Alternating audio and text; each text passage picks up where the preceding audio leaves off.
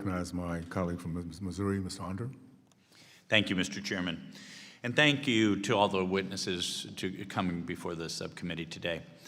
Most parents' number one savings priority is college tuition, yet 3 out of 10 parents say they're unsure of what the final sticker price of college would be. I imagine it's actually higher than that. In recent years, parents have been taking out more loans and even dipping into retirement savings to send their kids to college. But unfortunately, there's little incentive for institutions to provide a good faith net cost estimate because they fear that doing so will drive families to a more affordable school. Institutions are under significant pressure to do whatever they can to generate more revenue and often resort to unethical tactics described by our witnesses today.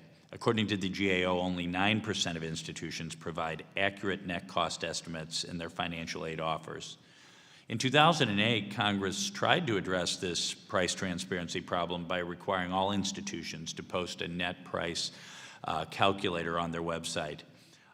Dr. Gillen, when the law was passed, it seemed like the net price calculator requirement was an important step toward transparency, but it has clearly been insufficient in this dysfunctional pricing system. What other reforms could help here?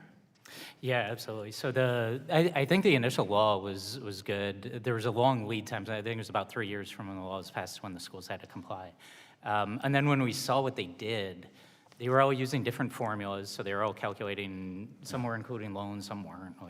And so these are basically not comparable across institutions for the most part. And they were also tended to be pretty difficult to find. And so I think addressing that, making it more standardized and more easily usable, I think would go a long way to fixing it. And I don't want to put a one-size-fits-all solution on this. So like I think we should have a universal methodology one, but I think we should also allow the colleges to say, okay, but this is what is unique about Grove City, or this is what's unique about my institution that this universal methodology doesn't fix, and here's what we think the real number is. But they have to report the kind of comparable one, and then they can make their case for why that doesn't fit for their particular institution. You know, I found your testimony about the 3 different types of goods. You said search goods are like buying, light bulbs at Walmart. Is it experience goods like Yes. restaurants, and then credence goods? What's a credence good? So credence good is basically you don't know even after you purchased it if Yes. it was what you got. Yeah. Like realistically, I don't know if my college education paid off until I'm retired. Yeah. I'm sitting on my porch drinking iced tea, and then I'm like, you know what? That was a good idea. I'm glad I did that.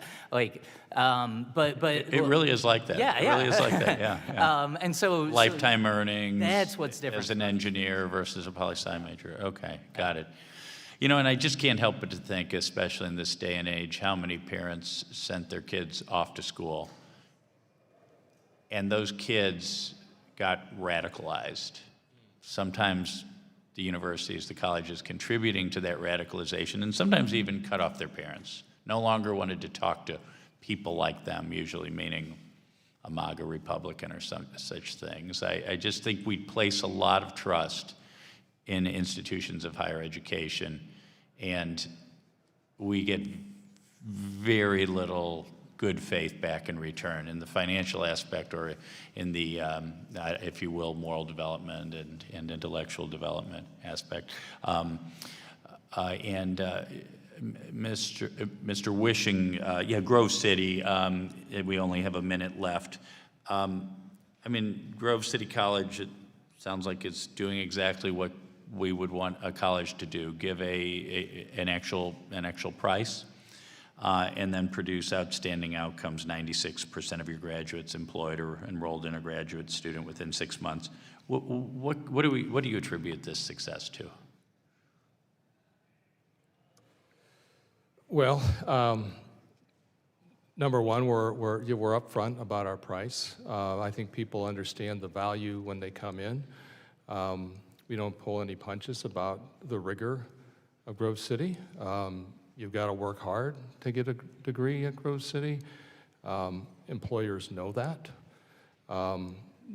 We generally attract families with students of families that have good values.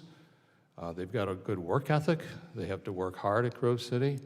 and they've learned a lot. They're well prepared. But when they graduate, they don't leave those values on the graduation stage. That's all the companies are looking for. People are going to put in a hard day's work. They're prepared to do the job, and that's what we graduate. Well, thank you. I yield back, Mr. Chairman. Thank you so much.